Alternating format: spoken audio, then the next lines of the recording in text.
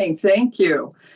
Well, good morning, everyone. Today is Tuesday, February 13th, 2024, and we'll call this meeting to order at 8 a.m. As a reminder, our new call-in number is 971-254-3149, conference ID 866-914-607#. Before we get started, I'd like to remind everyone to mute your phones. You can do this by pressing *6. Please unmute yourself when called to speak, again pressing *6. It's very important for all others to remain muted. Thank you. Well, we've called this meeting to order. I'd like to welcome everyone this morning and start with the Board of Commissioners roll call. I've heard Commissioner Olson on the phone, and I wonder if Commissioner Scar is with us.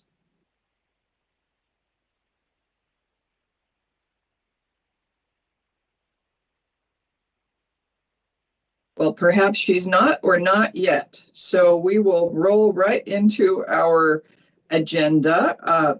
Eric Swanson from Adventist Health Tillamook is not available this morning. So how about the Coastal Caucus? Do we have Senator Weber on this morning?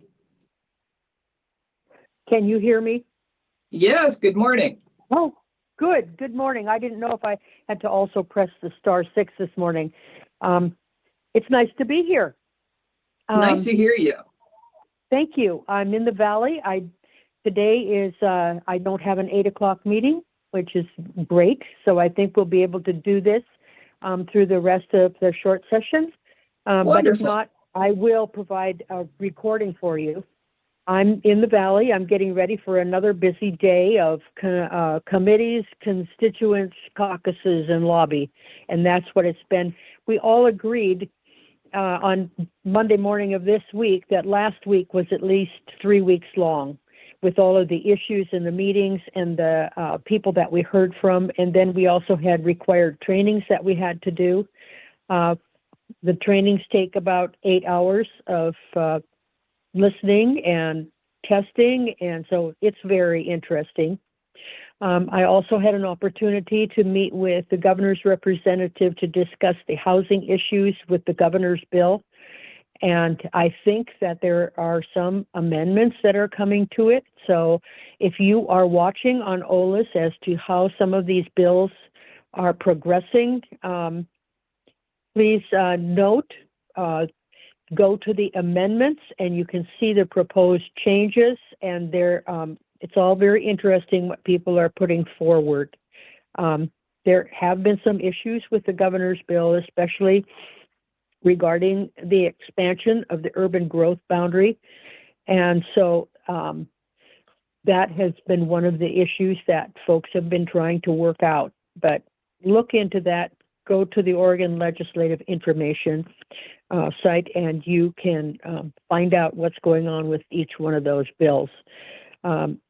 Committees have been running long because of some of the bills and the testimony. It's really interesting to go down that corridor in front of all the hearing rooms as the hearings are going on and seeing which of the bills are garnering the most attention. And some of the bills, especially the 110 bill, I believe that was a 4-hour hearing, and they had a great deal of people in the overflow. And that is another issue that we met about yesterday morning to get another update on how things are progressing in the committee that is moving this issue forward. It's all very exciting and stimulating, and you learn a lot. And yesterday, the group For the Love of Trails, or it was For the Love of Trails Day, and we had a contingent from Oceanside, Manning, and to come and talk, especially about recreational immunity, and that is also moving forward. So we may have at least a temporary fix on that in the short session. Hopefully, that will get handled. The folks that were there yesterday all are people who work on the trails and promote the trails, and we have so many of them in our area, and it's an additional activity for tourists and visitors to do, and we want to make sure that our trails and our playgrounds and everything else that is impacted by recreational immunity will be fixed. Today, I'm testifying on two bills. One is my Highway 30 bill, which is Senate Bill 1556. And we have a good representation of people from all up along the Columbia that are going to be giving positive testimony for that. We have also been asked to expand that. And so that may be coming also, because there is an area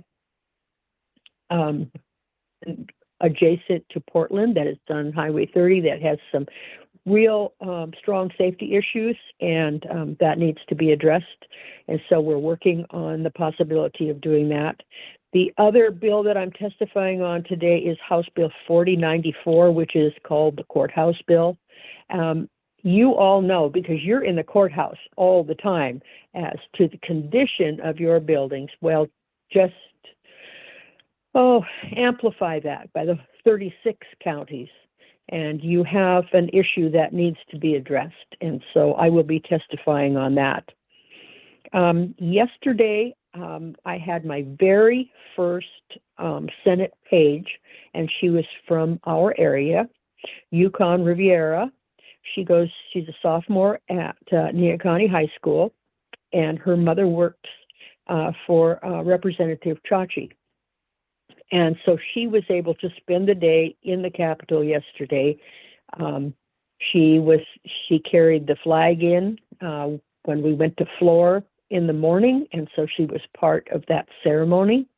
And then she did some shadowing, and I took her to the Water Caucus, in which we had an attorney from Bend talking about the different water issues that are impacting the state, and she found it very interesting. So it was really nice. I want to thank Yukon for being there. It was very nice meeting her, and remember that if anyone is interested in doing that while we are in session, please contact us, because it is an opportunity for you as a student to learn more about your government and how it works.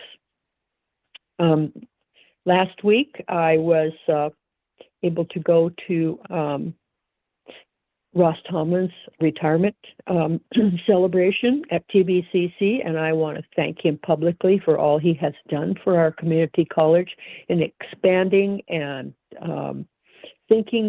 forward thinking, to be able to provide that much needed education that is as varied as all of the people here. And I wish him well in his retirement. The other thing I want to say is, it's charity drive time, and I am impressed with all of the activities and all of the work that the students are doing, and I wish them well. I got to go to the tea on Saturday and taste all of the goodies that we used to enjoy from La Ti Da and see old friends, and it was very nice.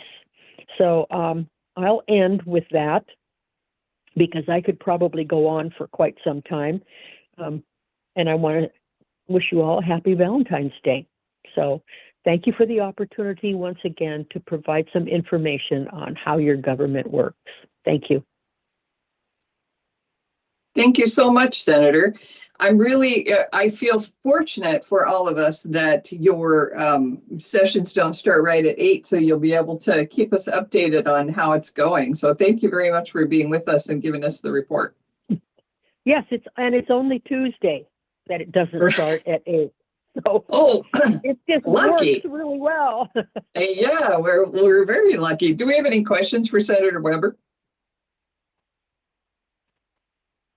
Well, I wanted to say thank you for your support on the recreational immunity bill. We got an update yesterday from Dan Haag, who works for Visit Tillamook Coast, and he sent an update from the Capitol, and I'll just share it with you. It's brief. He says, it was a great day today. In a nutshell, I think SB 1576-3, strengthen recreational immunity, has a really good chance.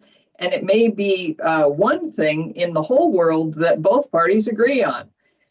He says Representative Javity and Senator Weber were adamant about this being a priority.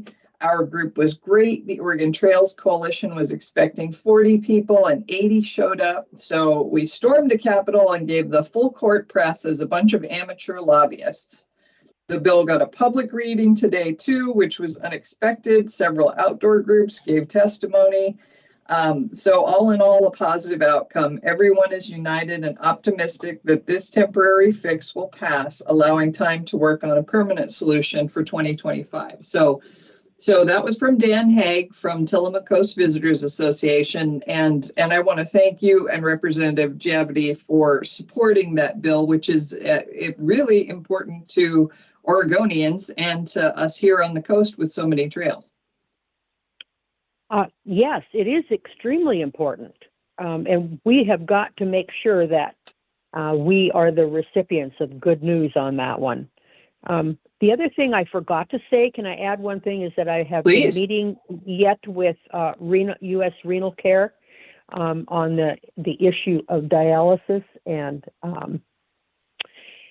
it's not moving forward as rapidly as I would like, but I'm going to keep going. So. Okay. Well, thank you for trying. There may be good news, but I'm not. Some days I'm optimistic, and some days I think, oh, could these people just do it? And yeah. So anyway. Well, thank you for trying. Our board sent them a letter and asked them to extend, to consider staying in Tillamook, or at least to extend their business in Tillamook while Adventist Health tries to find another provider. But everyone is certainly worried about those local dialysis patients, and I'm really glad that you're working on it. Thank you. And they seem to think that they have all but a few of them, of the patients, in situations where they will be able to receive care, and that they will be able to get transportation for folks also. So they are working on that part of it. But from my understanding, and I may be wrong, their lease at the hospital goes until April. So we do have time to get things resolved. Well, again, thank you for working on that. And it's encouraging to hear that they're placing people and providing transportation, because that's the big deal, that people not have to drive to the valley or drive out of town to get dialysis, which I understand takes a long time anyway. And, you know, presumably, it's not something you want to have to travel to the valley every other day to do. Yes. So there you go. Thank you. I'm finished now. Okay. Okay. Representative Javity, are you with us this morning?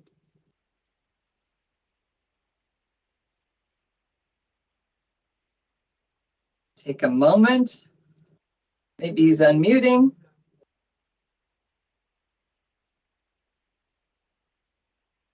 Well, Representative Javity, if you're with us, we can't hear you.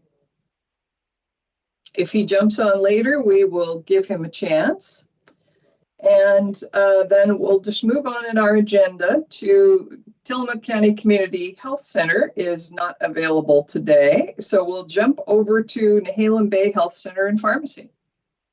Oh, Commissioner, this is Ed Colson with the Health Department. Hey, good morning, Ed. I'm sorry I had the wrong information. I'm delighted to hear your voice. Oh, good morning, and good morning, Tillamook County. The Health Department is here with an update. We've got a lot of them this morning. To start off with, February is Heart Health Month, so did you know that making small changes in your daily routine can have a big impact on your heart? As we continue with our weekly celebration of Heart Healthy Month, here is the Heart Healthy advice for this week. Consider starting with adding heart-healthy foods into your diet, such as fruits, vegetables, whole grains, and lean protein. Regular exercise is also key to keeping your heart strong.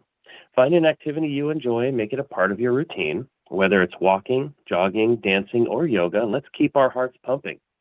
Finally, practice activities that help to reduce stress. Today's world can present many challenges, but staying in tune with our bodies and taking time to relax can lower our risk for conditions like heart disease, obesity, high blood pressure, and depression. Learn more about the facts from heart disease from CDC, and we share that on our Facebook page. For people who use drugs, supporting them in preventing overdoses and adopting safer use practices are proven steps toward hope, healing, and health. For harm reduction for Valentine's Day, please join us in sharing this message of hope and healing by sharing our fun and important harm reduction Valentine's Day cards on our Facebook page.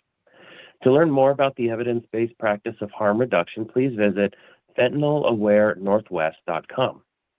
In addition, you can access free Narcan in our outdoor Nalox boxes around Tillamook County, which are available 24/7 and are found at our public health building, CARE, Serenity Club, Rising Heart Student, Tillamook Veterinary Hospital, and Tillamook Family Counseling Center. We're also really excited to announce that we will be hosting another overdose prevention training open to the general public on Thursday, February 29th from 5 p.m. to 7 p.m. at the Blue Heron. This training will be similar to the Nachos and Narcan event we held last summer at TVCC. The training includes a talk about stigma reduction, local overdose data and trends, how to identify and respond to an overdose, and naloxone safety and training. The training also goes in depth on fentanyl exposures and other misinformation that is commonly shared in the media. We hope to give Tillamook County residents the information and tools they need to navigate the climate we have found ourselves in.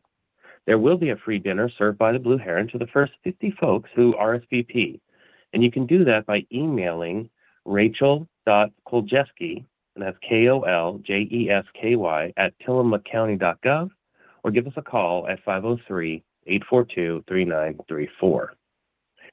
We're also holding focus groups online and in person starting next week, February 21st through March 5th, and that's to gather input from as many community members as we can.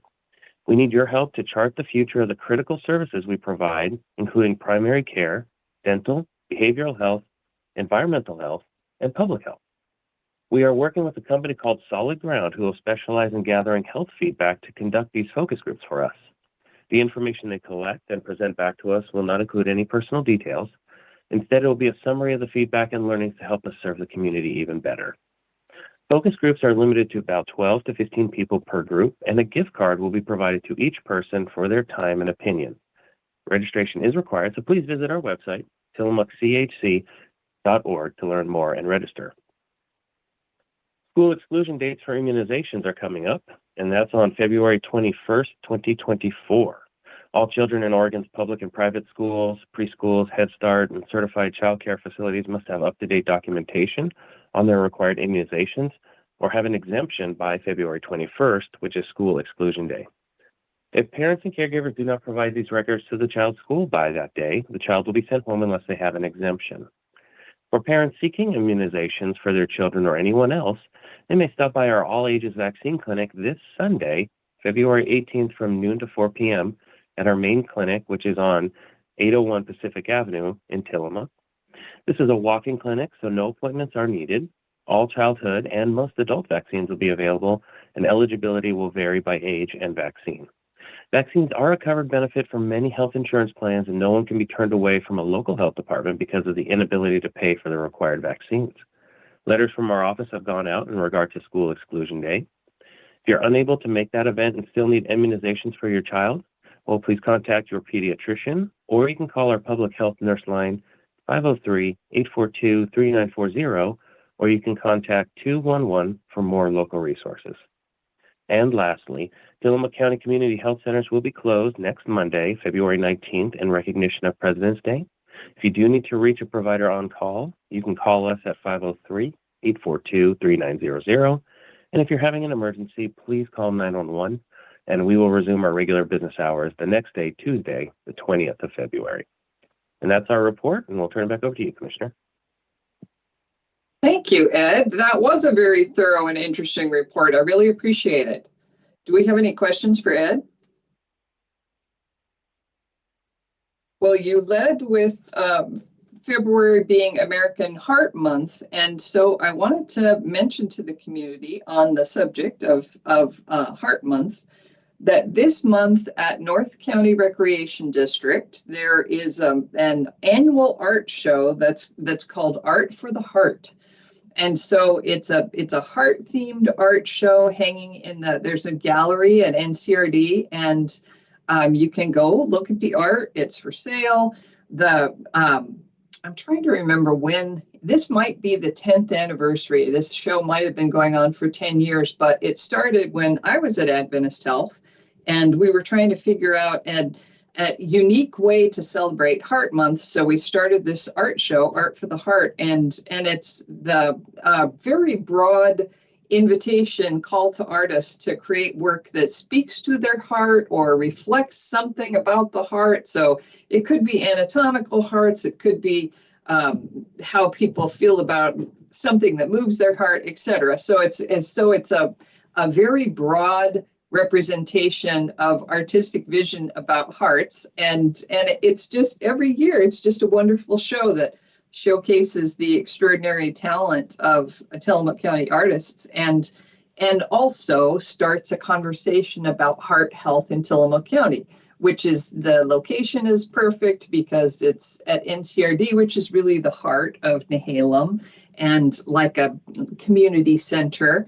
And, they have a fitness facility, which contributes to heart health in the community, and a pickleball court. So it's really very nice. So shout out to Art for the Heart at NCRD through the month of February.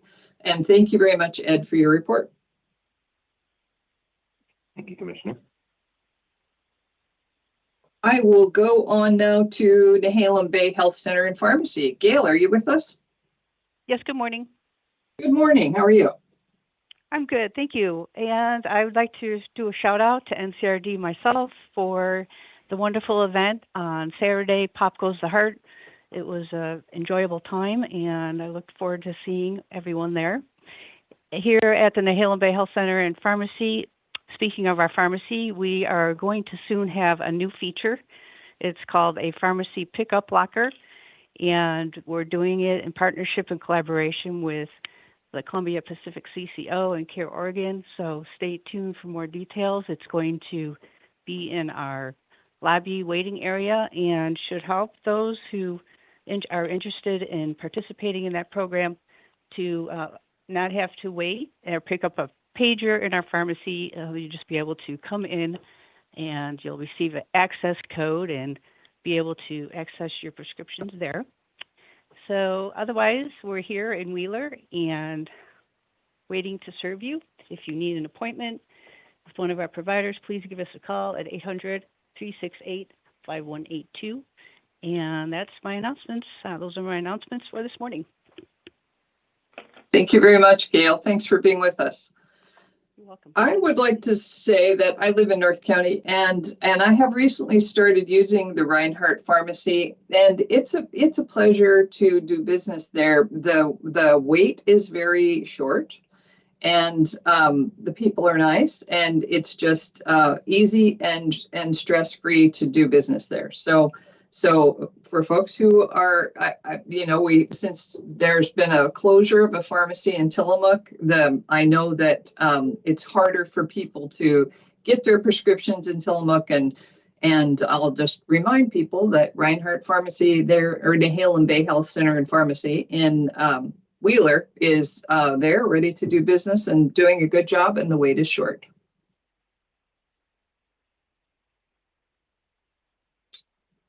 With that, we don't have Tillamook Family Counseling Center with us today, so we can move on to the Sheriff's Office. Sheriff Brown, are you with us? Good morning, I am here. Can you hear me okay? Good morning, we can. Don't have a lot to report on, just some very vague information. I believe everybody, well, it was on a lot of scanner pages and Facebook, and probably talked about a lot. There was a major accident yesterday north of Rockaway, kind of a common spot for accidents to happen. Can't really say much beyond just that there was a major crash there. Couple of reasons for that. One is that it's going to be an ongoing investigation still. And secondly, the sheriff's office is not the primary agency conducting that. That would be Oregon State Police. So it's more just an acknowledgement that it did happen, I guess.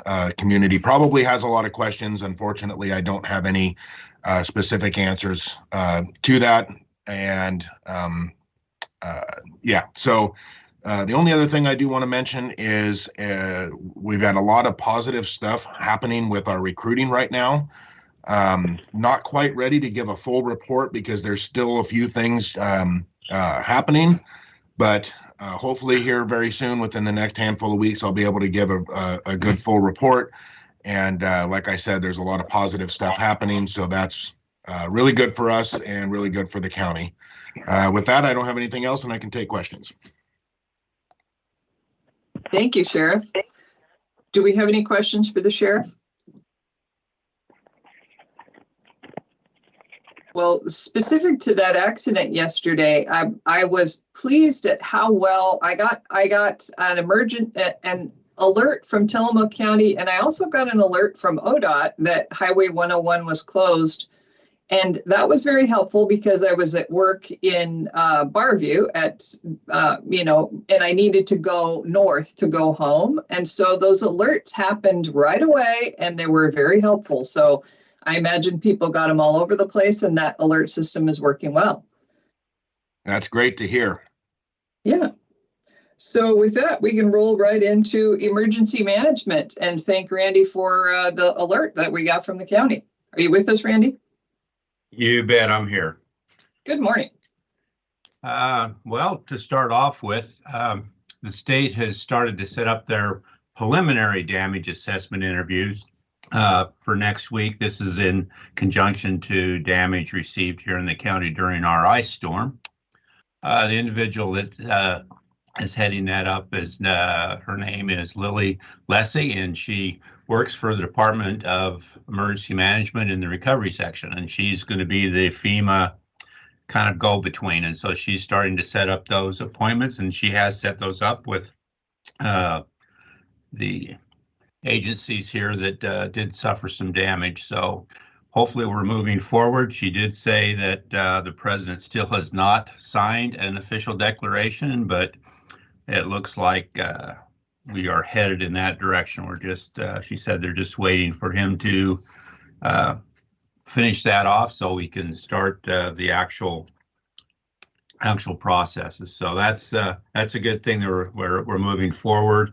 It looks like there won't be any site visits needed because of the damage has already been repaired here. So we're moving in the right direction. So that's good. So as far as the weather, I looked it up and it looks like we're going to get some heavy rainfall this Wednesday and Thursday. So it's a beautiful day today. So call in sick if you haven't gone into work yet and enjoy the sunshine today.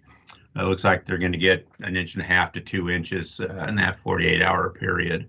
And of course, heavier amounts as we move east and upwards into the coastal range. Snow level is going to be around 2,800 feet, they say, on Wednesday, and rising up to about 3,400 feet that afternoon. So, well, in addition to being National Heart Month, it is also National Canned Food Month. I didn't know canned food had their own month, but I did find that out. So with that in mind, you should be stocking canned food, dry mixes, and other staples that do not require refrigeration, cooking, water, or special preparation. And make sure you have that little manual can opener too to make sure you can get into those cans, because food inside a can doesn't do you much good in an emergency. So the other thing, considering what you're going to store on that, just make sure you have a several-day supply of non-perishable foods. And of course, make sure that those are foods your family will eat, because there's no sense in having a whole bunch of canned sardines if your kids do not eat sardines. So make sure that you check to make sure that it's something that they will eat, and remember any dietary needs that your family has when you're starting to do that. Again, best thing is ready to eat canned meats, fruits, vegetables, protein bars, fruit bars, dry cereal, granola. That's my favorite, granola. Peanut butter, dried fruit, canned juices, and even they make non-perishable pasteurized milk. So that's another thing that if that's a need in your family. And some high energy foods. And of course, remember the kids, and also remember those puppies and cats and any other types of animals that you may be taking care of, because they are also in need during those times of emergency. And again, first thing I put in there is my stress and comfort food. So, you know, that's a very, very important to have that also in your supplies that you're getting ready for. So with that, enjoy the sunshine today. Drive safe if you're out enjoying this weather, and get the umbrellas ready for Wednesday. And that's all I have, Commissioner. Thank you, Randy. Do we have any questions for Randy? Well, on the subject of canned food month, I also didn't know there was a canned food month. My son this year asked for emergency preparedness supplies for Christmas, and I went to the cash and carry. It's used to be cash and carry. Now it's called something else. I can't remember, in Warrenton. But if you Googled cash and carry, I'm sure you'd find it. And got things like peanut butter, like Randy just mentioned, peanut butter and chili and dried beans and dried rice. I got all kinds of protein items to store for his emergency preparedness supply. And then also some things that I know he thinks are treats. And it seemed like a really good investment, in terms of emergencies, certainly. And thank you for making the point about things your family will eat, you know, so I'm sure he will look at those expiration dates and eat those foods before they expire and then replace them. So it's, but there's a real reassurance in knowing that you have that kind of thing available. If you need it, it's there. You won't go hungry. So it's really, it's a pretty simple and easy way to take care of your family and prepare for disaster and buy things that you'll use anyway and that won't go to waste. So thanks for mentioning it.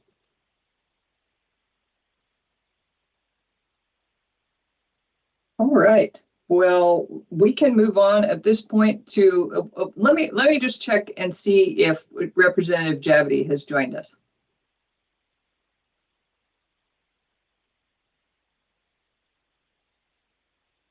If not, we'll move on to the Board of Commissioners office and start with Commissioner Olson.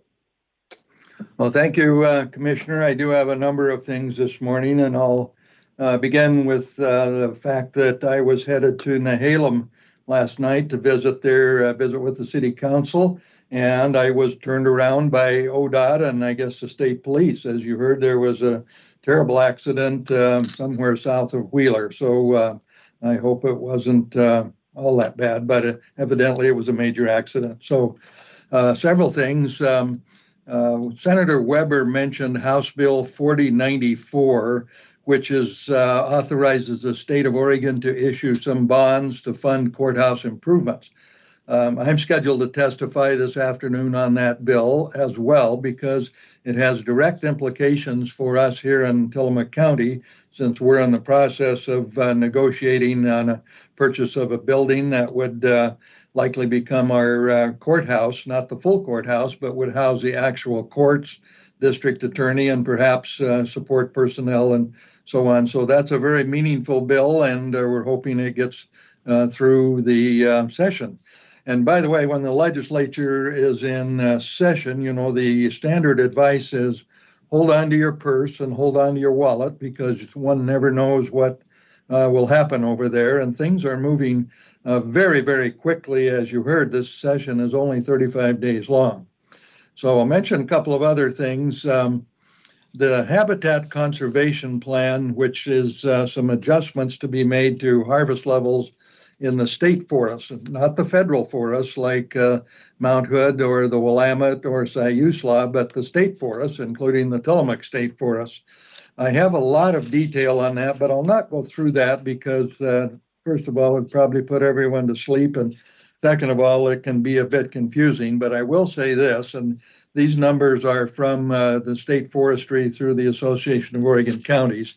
If everything goes through as proposed, what will be left open to harvest in the Tillamook forest is roughly 38% of the entire forest. So you can think about that number. Now, a good share of the forest is already off limits because of simply it's too steep or there's not enough quality trees, and there's some other items in play through the Forest Management Act. However, the additional is rather substantial, and it takes it down to where something less than 40% would be available for harvest. So I'll just leave that one at that. More to come as that continues to go through the process.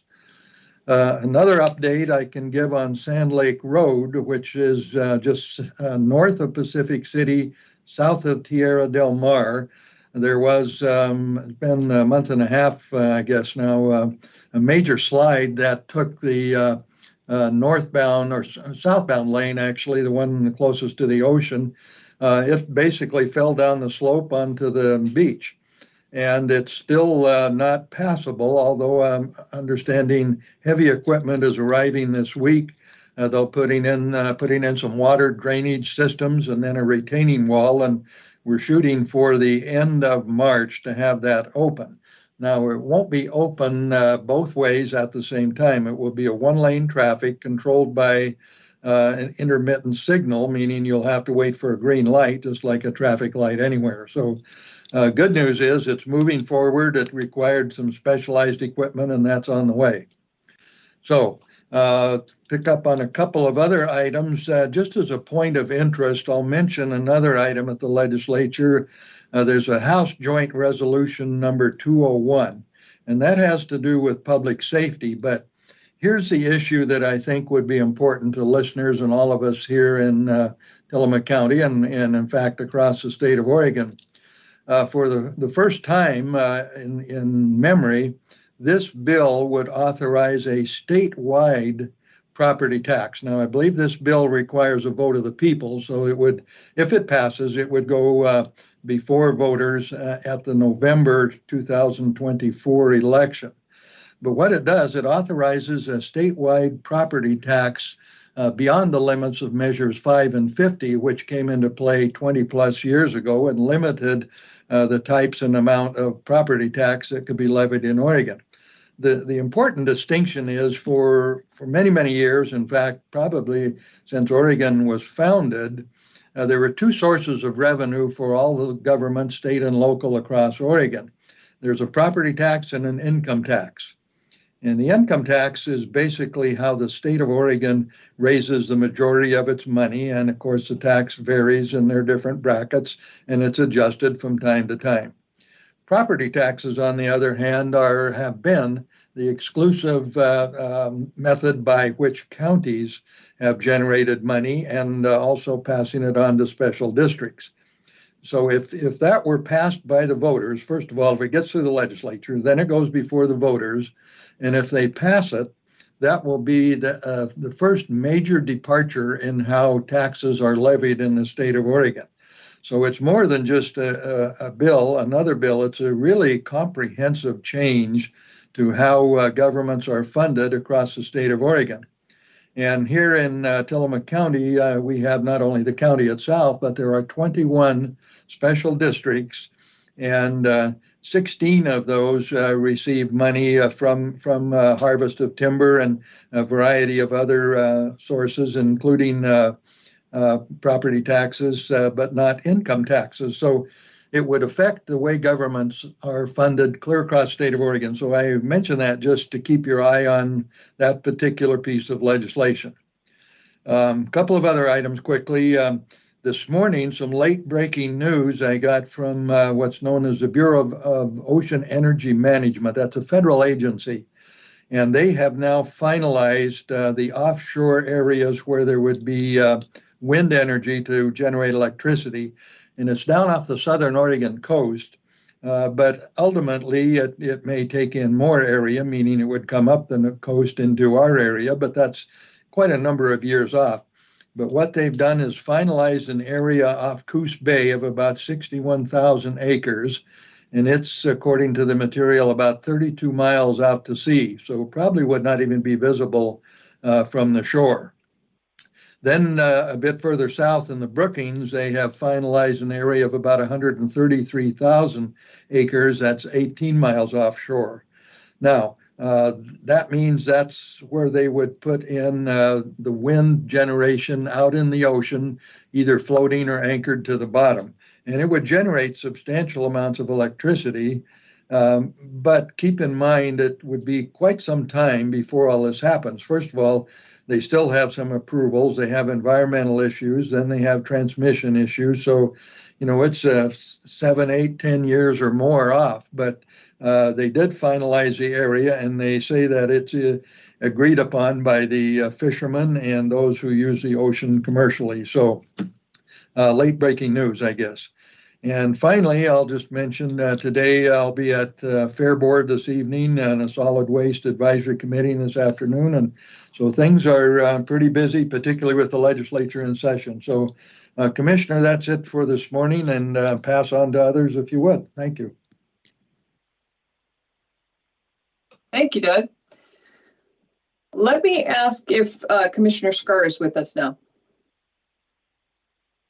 She may very well be traveling back from NACO today. I had it in my head that she was back today, but I'm probably mistaken. So Commissioner Scar and Rachel Haggerty from our office have been at the National Association of Counties Conference for the last couple of days. It was Rachel's first time to go, and I think Commissioner Scar's second time. And I was hoping to hear her NACO report, but we'll save that for next week. So I'll just mention a couple things. Senator Weber talked about the going away party for Dr. Ross Tomlin, who retired he was president of Tillamook Bay Community College. That was on Friday. It was a lovely farewell luncheon. And I also want to express my thanks and gratitude to Dr. Tomlin for his 7 years of service leading Tillamook Bay Community College. And I'd also like to welcome Dr. Paul Jarrell to the position. He is officially now the president of Tillamook Bay Community College. So if you haven't met Paul Jarrell yet, I hope you'll have the opportunity to soon. He's been working for the college for the last 18 months as a vice president of administration, academics, and student services, or something close to that. And he's just wonderful. He's an outstanding professional in his field, and everybody is really looking forward to working with him as president. So here's to the next 7 years of growth and excellence at Tillamook Bay Community College. And thanks to everyone, including the senator, who came to that farewell luncheon. It was really nice. I also want to just give a shout out to Charity Drive. Charity Drive is happening now, and it is just an outstanding event. And it's one of the things that I love about Tillamook County, how the whole community gets involved in helping Tillamook High School students raise money for Dornbeckers Children's Hospital, but also for local concerns. I think half of the money goes to Dornbeckers and half of it stays here in Tillamook County, and they use it for scholarships and grants. The students have the opportunity to administer grants to local nonprofits, which is a really great experience. And it's just, it's wonderful. And I think it not only raises a terrific amount of money, like, in the ballpark of $200,000 to $250,000 a year, every year from our community. But also we're building community. The whole community comes together, parents and grandparents and businesses and young people, and the whole community comes together to accomplish this. And it's really extraordinary. So pat on the back to everyone who participates in this, because this doesn't happen at this level in other communities. It really is unique and amazing. And also, when I think about what I love about Tillamook County, it's one of the things in particular is the heart for service that people have here, which I find extraordinary compared to other places. The level of volunteership and the level of investment that people make in their community to make it a better place to live and help their neighbors And that shows up in all kinds of places, but it really shows up in Charity Drive. And in Charity Drive, you can see it happening in multiple generations, and you can see how we're providing the culture of community service. We're teaching young people the value of community service and engaging with them, doing it with them. And you see it now happening with students and their parents and their grandparents who participated in Charity Drive when they were students. So really, it is an amazing thing. And if you have a chance to do some Charity Drive activities or participate in some way, please do. And I think the last thing I want to say is happy birthday tomorrow to Oregon. Tomorrow is Oregon's 165th birthday. So we live in an amazing place, and I am grateful to live here every day.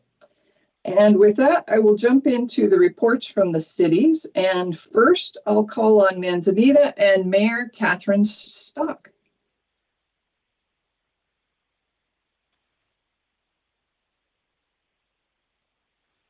Mayor Stock, are you with us? Hey, we can hear you. Good morning. I was warned of the brief pause, so that really does happen. So, yes, I hit *6. I'm pretty proud of myself. That's my first meeting action. So, greetings and hello to everyone from Manzanita. I am our relatively new mayor, coming into office in just this past January. I wanted to provide a couple of updates from our most recent council meeting, which was held last week. And it's nice timing because I'm going to build on the culture of community service that Commissioner Bell was just mentioning. We took the opportunity at our council meeting and spent about an hour saying thank you, basically, and expressing our gratitude to all of the people, all of the organizations, volunteer, or otherwise, who helped us out during the ice storm. Now, that may already seem like a long time ago to some folks, but it was still top of mind for us, and we wanted to make sure that we said thank you publicly. So we had about around 25 first responders come. We had folks who made the trip up from Tillamook, and we're thankful for that. Several people from the county, our own local fire and rescue department, our police force, the ambulance drivers who were on call at that point, our local organization, the Emergency Volunteer Corps of Nehalem Bay. So it was a great chance to see people in person all at once and to just acknowledge the service that they provide and how much the community respected that and respects them for the work that they do. So I just like to continue to echo that gratitude on our call this morning. And we did in that first hour with a standing ovation for that group as they left. We did not require them to stay for the full city council meeting. So in more normal business, we were able to fill open positions with great candidates who had applied for our budget committee. We also filled the open position we had in our council. So now we're back up to full strength on our city council and all of our commissions and committees. We also announced the formal start of our comprehensive planning process, which will be beginning later this spring. Many of the people on this call are aware of that process. We are expecting it to be somewhere between a year to 18 months to do all of the work. But later this spring, we'll be appointing I'm sure a very strong committee of volunteers who will serve as citizen advisors to that work, and we'll be bringing on board the consultant who will be helping us lead that work. So that's it from Manzanita this morning, where the sun is shining, and thank you very much. Thank you, Mayor. It was a pleasure to have you on the call this morning. Welcome. I hope we'll hear from you regularly. Congratulations on being appointed Mayor of Manzanita. I know people are excited to work with you. And thanks for mentioning the recognition of first responders, and thanks for doing it. I had the opportunity to be at your city council meeting last week, and and thank people along with you. And it was just such an outstanding idea. I can't think of another public meeting where that has happened in that way. So bravo to Manzanita City Council for envisioning how to recognize first responders. And there were folks from the county who were honored there, and also folks from the city of Manzanita and from Adventist Health Ambulance and from Public Works. And it was so good. And I loved the format that for our listeners, the Manzanita City Council set it up so that Dan, whose last name just flew out of my head, but who's the Public Works Director in Manzanita, Dan was the sort of MC, and he invited people to stand up and talk about their experience in the ice storm, what it was like for them to be of service in the ice storm. So we heard from firefighters and from Public Works folks and from Tillamook County Emergency Management, et cetera, about how they experienced the ice storm. And one of the most moving stories to me was from the Nehalem Bay Fire and Rescue, who had an emergency call in Wheeler during the ice storm, and it on a steep hill, of course, and they went up. They tried to go up the hill and slid back down 2 blocks, which had to be terrifying. So they went up the hill on foot to the person's house who they were helping, and then they rigged that person up in a rescue basket like you've seen on film when people are lifted out with a helicopter. They put the person in a rescue basket and then released them by rope down 2 blocks down that icy hill to be able to get to the ambulance. So it was an extraordinary story that really stuck with me. We heard about the ice over the Nehalem Bridge and how cars and trucks were just stuck up there because it was so slippery and they couldn't go anywhere, and people were stuck up there for hours, and it was really very meaningful to hear from first responders about their experience. We heard from Landon Myers from PUD. PUD is a huge benefit to our community, and especially in times of emergency, about how people were working nonstop for a day and a half before they even got a break. So it was really meaningful to be able to thank our first responders, but also it was a great thing for Manzanita City Council to do. So bravo.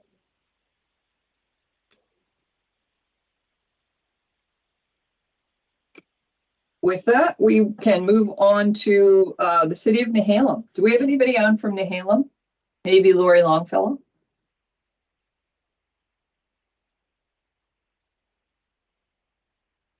If not, how about Wheeler?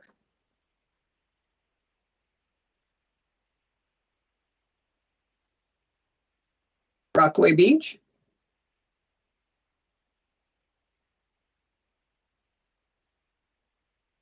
How about Garibaldi?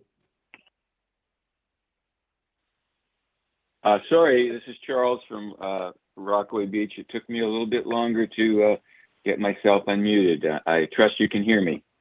Good morning, Mayor. We can hear you. Great. So just a few things this morning. Demolition of the wayside restrooms is complete, and new ADA compliant restrooms will be assembled in the same spot over the next few weeks. I am very excited to have the old restrooms gone. They were a bit of embarrassment to the city, and excited about having the new restrooms installed before spring break.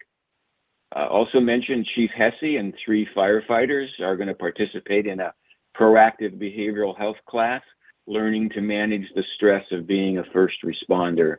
And I'm excited for them. I think it's a big deal. And then our February council workshop is at 4:30 p.m. on Valentine's Day, because we love our job. And council will discuss hiring a consultant to assist the city in developing a strategic plan, review applicants for the city's off-season marketing grant program, and applicants for the facade grant program. Our council meeting will follow at 6 p.m. Council will consider 6 resolutions and an ordinance to authorize city council to set a cap on short-term rentals. If passed, Rockaway Beach will set a number of STRs cap rather than a percentage of housing units cap. And then, of course, meeting materials are available on our city website, corb.us. And with that, back to you, Commissioner. Thank you, Mayor. Do we have any questions for Mayor McNeely? If not, thank you for being with us, and we can move on to the City of Garibaldi. Do we have Mayor Findling with us this morning?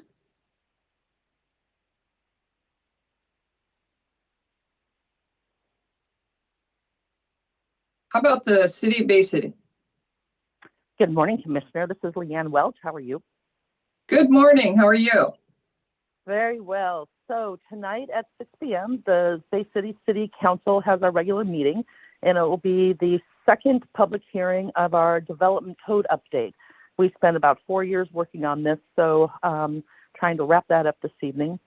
We have also completed our sewer lift station down off of Hayes Oyster with the ARPA money, and included that we've constructed an RV dump station when we built our lift station. It is now open. It's located at 3rd and B Street in Bay City, and for a fee of $10, you can dump your RV vehicle down there. The other thing I'd like to mention is Monday, January 19th at 5:30 is the Bay City Emergency Volunteers. So if there's residents of Bay City listening to this, we hope you join us at the Bay City Community Hall Monday the 19th at 5:30. And with that, I will turn it back to you. Thank you. Thank you so much for being here this morning. Let's move on to the City of Tillamook. Nathan George, are you with us? Good morning, Commissioner. I am. Can you hear me okay? Good morning. We can. Good. It is wonderful having sun here in Tillamook this morning. In the police department, myself and Lieutenant Trox had a great meeting with our CARE Inc. staff and Public Works staff on the next steps for establishing our safe rest areas in the City of Tillamook. So next steps are in place. We'll be meeting soon. We are really appreciative of the hard work that CARE does in their partnership with us. So that's a process to establish some safe rest places so that they can get additional help. Lieutenant Trox is working with our community grocer partners in regard to our new shopping ordinance. And that ordinance, again, in brevity, is that shopping carts will now they're chargeable for a fine or a fee or a citation. And also the property owners will need to collect them and several other regulations. But the grocery stores have been very receptive of it. They also will be putting eventually, and we told them they could put them in as they purchase new carts, or they can do it sooner if they like, but putting numbers on those. So if you see a cart that's been abandoned, you can call and let the property owner know where it's at. That went into effect recently. Meetings with all major retailers and grocers have been completed. As I said, this partnership is invaluable and appreciated greatly from all of our grocers. Annual performance evaluation of the police department underway with all staff of the police department. It's a great time of year to recognize and bring to light the hard work and great work our staff is doing. And our DA, District Attorney Olson, hosted another major crimes team meeting this past week. These meetings are excellent ways to get all of our law enforcement officers involved in this process of ensuring our response to major crimes are seamlessly completed. So we want to thank our DA Olson. And Lieutenant Trox will attend a meeting with Tides of Change to discuss our county's need to work adjusting our response protocols for child abuse and response to sexual assaults. Reminder that next Wednesday, the 21st, the police department is hosting a coffee with a cop at the Starbucks next to Denny's on North Main Avenue in Tillamook. This is from 9 a.m. to 10 p.m. Please come by and say hello and have a casual conversation with the Tillamook Police Department officers. I'm excited to have been invited to attend, so that will be exciting. In the Public Works Department, the Streets Division is entering a proactive phase of regular maintenance, demonstrating our unwavering dedication to our community well-being and the city's sustainability goals. Our committed team will undertake various tasks, including using specialized street sweepers for thorough cleaning, patching up potholes to ensure smooth and secure roadways, and tending to local parts for the enjoyment of residents. Throughout these efforts, the safety of our personnel and the preservation of our equipment remain top priorities. We take pride in the work, recognizing its pivotal point in maintaining the city's aesthetic appeal, functionality, and sustainability. Your cooperation and understanding during these maintenance activities significantly improve our community's quality of life. And I wanted to give a shout out to our Public Works Department in the past couple of years, they have really been able to streamline operations and really moving forward and getting a lot done. And I've had a lot of people comment how much they appreciate the committee and the way it's looking. So we want to say thank you to our Public Works Department. Also, our dedicated Public Works crews operate from 6:30 a.m. to 5 p.m. Monday through Thursday to ensure the smooth functioning of essential service within the city of Tillamook. Again, our Public Works is not just streets. They handle stormwater. They handle building maintenance for our buildings. They also handle all of our water and all of our sewer. Please get in touch with an on-call employee at 503-842-2472. That's our main number. It's on our website. And you can always call that number and get to an on-call person for urgent matters outside regular business hours. Also, for any questions, non-urgent issues, or maintenance requests within the city limits, please email our Public Works Department. And it's just a really simple email. It's publicworks@tillamookor.gov. So it's publicworks at our website. We prioritize addressing inquiries in the order they are received, and we appreciate your patience as you strive to provide timely and efficient assistance. Thank you for your cooperation, understanding, and helping us maintain the well-being of our community. Also, if a person doesn't know exactly which organization or entity it is, whether it's an ODOT street or it's a county street or a Public Works street, it's okay just to email us, and we will send it along if it's to the correct. If it's not in the city, then we'll send it along to the county or to ODOT. And a fun fact, water possesses a high heat capacity, meaning it can absorb a substantial amount of heat before experiencing significant temperature increase. This quality renders water invaluable in various industrials as a coolant and as a coolant in our car radiators. Additionally, the high heat capacity of water plays a role in regulating the rate at which air changes temperature. This phenomenon contributes to the gradual transition between seasons, particularly in areas near oceans like ours, where the water's heat index helps temper the abruptness of temperature fluctuations. City staff will be meeting with the Tillamook Board of Realtors tomorrow morning at Alderbrook Golf Course to discuss the new sewer ordinance regulations that the City Council approved towards the end of 2023. Again, in short, the major changes were that the 60 days for testing and compliance of private sewer lines, which was in the past, been in our code for decades, was lengthened to 12 months. With a new appeals process, it could give an additional 6 months for compliance for qualifying residents. So the council has gone from 60 days to now potentially up to 18 months to inspect and get your sewer lateral lines in compliance.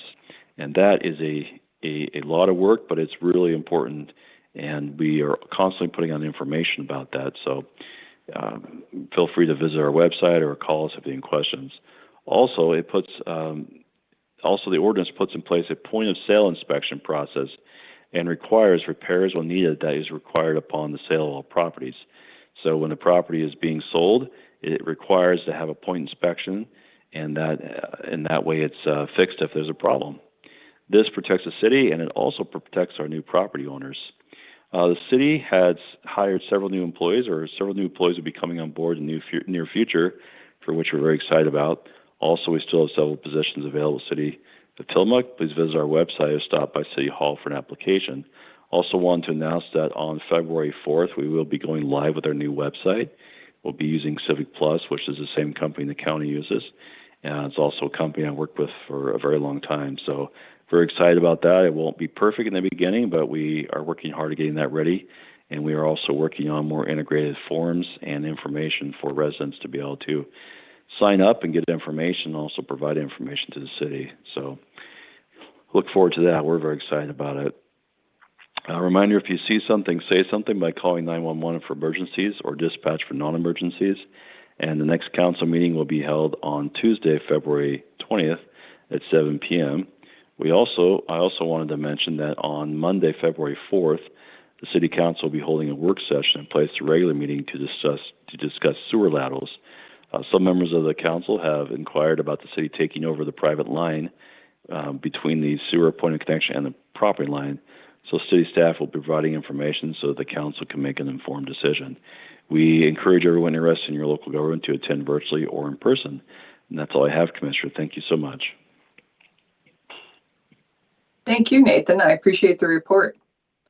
You're welcome. Well, I would like to conclude this meeting today with condolences for the family of Mark Weigart. Mark's memorial service was last weekend. It was attended by hundreds of people. He was a beloved Neatart's oyster farmer and outstanding citizen, and will leave a great hole in the community. So condolences to Mark Weigart's family, and thanks to Mark Weigart for his longstanding service to Tillamook County.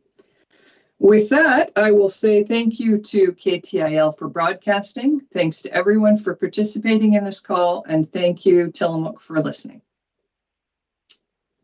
This meeting is adjourned at 9:05.